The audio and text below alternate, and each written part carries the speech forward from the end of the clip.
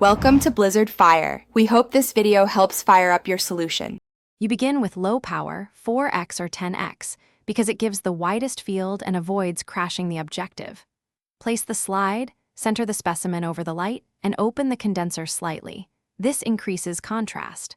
Once the objective clicks into place, raise the stage with the coarse focus knob until a vague image appears, then lower slightly to avoid overshoot.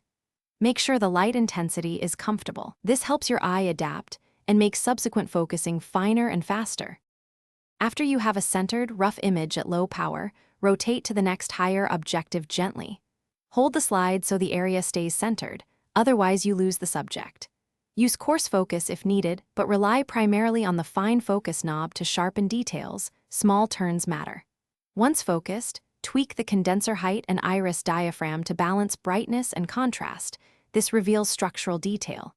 Keep breathing steady and blink normally. Your eye will catch much more with small, deliberate adjustments. Now you move to high power, 40x or with oil 100x, because resolution increases but depth of field shrinks.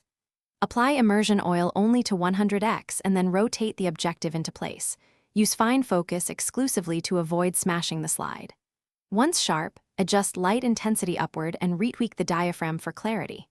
If the image goes dark, blurry, or disappears, lower the objective away, switch back to the lower power. Recenter the specimen, then repeat the stepwise focusing. This single recovery step solves most problems.